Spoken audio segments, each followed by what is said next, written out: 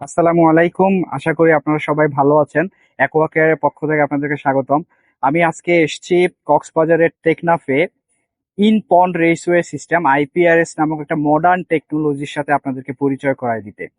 আমি পুরা বিশ্ব যখন মৎস্য চাষে এগিয়ে যাচ্ছে, বাংলাদেশও কিন্তু এর সাথে তাল মিলিয়ে এগিয়ে যাচ্ছে। এবং আইপিআরএস যে টেকনোলজি, যার মাধ্যমে খুবই অল্প জায়গায় অনেক বেশি মাছ চাষ করা সম্ভব, এই টেকনোলজিটাও কিন্তু বাংলাদেশে অনেক অনেক দূরই বলা চলে যে এগিয়ে গেছে। গত 5-6 বছর ধরে এই টেকনোলজিটা কিন্তু বাংলাদেশে রান হচ্ছে। তো আমি আপনাদেরকে একটু আইপিআরএস এর খুঁটিনাটি বিষয় নিয়ে আপনাদেরকে একটু ধারণা দিতে চাচ্ছি। একটা বড় পুকুরের মধ্যে খুবই অল্প একটা জায়গা নিয়ে মূলত এখানে সেল করা হয়, যেগুলোকে রেসওয়ে বলে। এবং আইপিআরএস এর এই সেলগুলোর বাহিরে আরো দুইটা মেইন ইউনিট থাকে, যেটাকে বলা হয় হোয়াইট ওয়াটার ইউনিট। এই সেলের ঠিক বাইরে সাথেই লাগানো যে হোয়াইট ওয়াটার ইউনিট, এই হোয়াইট ওয়াটার ইউনিটে মূলত আপনার ব্লোয়ার থাকে। সেই ব্লোয়ারের মাধ্যমে এয়ার পাস হয়। সেই এয়ারটা পরবর্তীতে ডিফিউজারের কাছে গিয়ে ন্যানো বাবল উৎপাদন করে।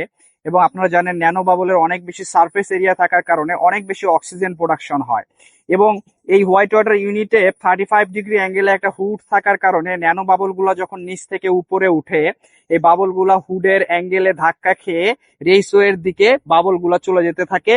এবং সেখানে একটা পানির স্রোত তৈরি হয়।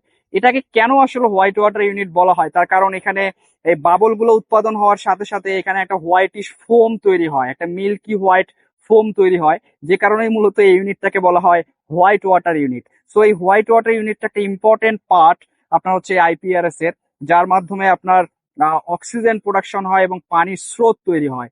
এই হোয়াইট ওয়াটার ইউনিট থেকে পানির স্রোতটা রেসওয়ে গুলার মাধ্যমে প্রবাহিত হয় এবং সেখানে মাছ স্রোতের বিপরীতে চলা শুরু করে। এবং সেখানে মাছ এই প্রত্যেকটা রেসওয়েতে কাইন্ড অফ যদি বলি যে এটা একটা 3 একরের একটা পুকুর, সেখানে মাত্র 6 শতক জায়গায় 3টা রেসওয়ে করা হয়েছে। প্রত্যেকটা রেসওয়ে আপনার 2 শতক করে হবে এবং প্রত্যেকটা এই 2 শতকের জায়গা থেকে একটা হিউজ প্রোডাকশন করা হয়। প্রায় 15 থেকে 30 টনের মতো এখান থেকে কিন্তু প্রোডাকশন করা সম্ভব।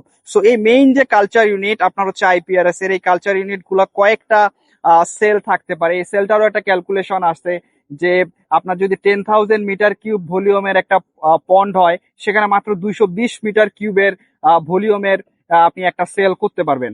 সো এই যে অল্প 220 মিটার কিউব একটা সেল, এর মাধ্যমে কিন্তু আপনার এত বেশি পরিমাণে মাছের উৎপাদন শুধুমাত্র সম্ভব দুইটা কারণে। একটা এই হোয়াইট ওয়াটার ইউনিট থেকে আপনার ফ্রেশ একটা পানির মাধ্যমে, যেখানে অ্যাভেলেবেল অক্সিজেন এবং স্রোতের কারণে আপনার মাছগুলো বেড়ে উঠতেছে। এবং এখানে মাছের যেহেতু উৎপাদনটা অনেক বেশি, সো এখানে অনেক বেশি খাবার পড়ে। এবং এই খাবারগুলো খাওয়ার পর যে বর্জ্যটা উৎপাদন হয়, এই বর্জ্যটাও কিন্তু একটা এই রেসওয়ে গুলোর লাস্টে একটা কোয়াইসেন্ট জোন থাকে। এটাকে কোয়াইসেন্ট জোন এই কারণেই বলা হয় কারণ এখানকার পানিটা অনেক বেশি শান্ত থাকে। এই নর্মাল যে রেসওয়েতে যে পরিমাণ স্রোত, কোয়াইসেন্ট জোনে কিন্তু স্রোতটা থাকে খুবই কম। তো কোয়াইসেন্ট জোনের স্রোতটা খুব কম থাকার কারণে, শান্ত থাকার কারণেই এটাকে বলা হয় কোয়াইসেন্ট জোন।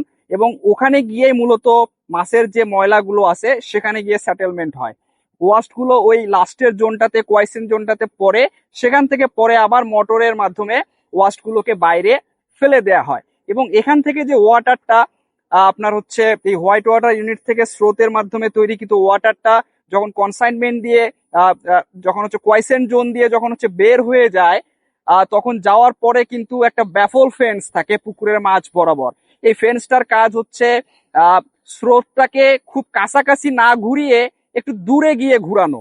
এই দূরে গিয়ে ঘুরানোর মাধ্যমেই কিন্তু পানিটা আবার সার্কুলেশন হয়ে একদম পুরা পুকুর ঘুরে ওই ফ্রেশ পানিটা আবার হোয়াইট ওয়াটার ইউনিট দিয়ে আপনার রেসওয়ের ভিতরে বা রেসওয়ের যে কালচার যে এরিয়াটা, এটার মাধ্যমে কিন্তু পাস হয়। সো এটাই মূলত আপনার আইপিআরএস টেকনোলজি। এই টেকনোলজির মাধ্যমে বর্জ্যটাকে খুব ভালোভাবে নিষ্কাশন করা হচ্ছে এবং আপনার অক্সিজেনের সাপোর্টটা অনেক বেশি থাকার কারণে এখানে কিন্তু প্রোডাকশনটাও অনেক বেশি হাই করা সম্ভব হচ্ছে।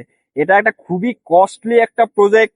এখানে 3 একরের এই ফার্মটাতে এই 6 শতকের একটা এরিয়া করতে গেলে এখানে দেখা যাচ্ছে যে আপনার হচ্ছে 1 থেকে 1.5 কোটি টাকা আপনার হচ্ছে একটা কস্টিং এর হচ্ছে ব্যাপার। সো এই কস্টিংটা জেনেই কিন্তু এখানে আপনার এই ইনভেস্টটাতে আসতে হবে। এবং এটা যে রিটার্ন অন ইনভেস্টমেন্ট, হয়তো এটাতে আপনি সাকসেসফুলি দক্ষ মানুষের মাধ্যমে যদি আপনি হচ্ছে করতে পারেন, হ্যাঁ, এখানে এটা ফিশটেক হ্যাচারির একটা এটা একটা পার্ট, অন্যতম পার্ট। তারা এই প্রযুক্তিগত যে সাফল্য বাংলাদেশের মৎস্য চাষে তারা নিয়ে আসতে চাচ্ছে। সো তাদের মাধ্যমে আপনারা কিন্তু ট্রেন আপ হতে পারেন। না জেনে শুনে আসলে এরকম বড় ইনভেস্টমেন্টে কিন্তু আসা একটা নর্মাল চাষির পক্ষে উচিত হবে না। সো আপনারা যদি চান ট্রেনিং নিয়ে, এনাদের এখান থেকে ট্রেনিং নিয়ে তারপরে কিন্তু আপনি এই বড় ইনভেস্টমেন্টে কিন্তু আপনি যেতে পারবেন। এবং এই অল্প জায়গায় আসলে এত বেশি মাছের উৎপাদন সত্যি আমাকে অভিভূত করেছে। এবং আমি চাই এরকম টেকনোলজি, আমি কিছুদিন আগে ইন্টেনসিভ কালচারের একটা টেকনোলজি দেখিয়েছিলাম, আজকে আপনাদেরকে আইপিআরএস দেখাচ্ছি। সো বাংলাদেশে আসলে এই টেকনোলজি গুলো আসলে আমাদের মৎস্য সেক্টরের জন্য আশীর্বাদ স্বরূপ। এরকম টেকনোলজি আরো বড় বড় যারা বিজনেসম্যান আছে তারা নিয়ে আসবে, এবং আমাদের মাছের প্রোডাকশনটা আরো বেশি হাই হবে। দেশীয় চাহিদা পূরণ করে আমরা বিদেশে মাছ রপ্তানি করতে পারবো বলে আমি আশা করি এরকম প্রযুক্তির মাধ্যমে। এবং বিশ্ববিদ্যালয়ের ছাত্ররাও এরকম টেকনোলজি গুলোর সম্পর্কে জানবে, তারাও এসব জায়গায় এসে তাদের একটা কর্মক্ষেত্র তৈরি হবে। এবং এর মাধ্যমে আলটিমেটলি আমাদের দেশের মৎস্য সেক্টরই কিন্তু সমৃদ্ধ হবে। তো সবাই ভালো থাকবেন। আইপিআরএস নিয়ে যারা যদি ইন্টারেস্ট থাকে তাহলে আপনারা কক্সবাজারের টেকনাফে ফিশটেকের এই ফার্মটা ভিজিট করতে পারেন। ভালো থাকবেন। আসসালামু আলাইকুম।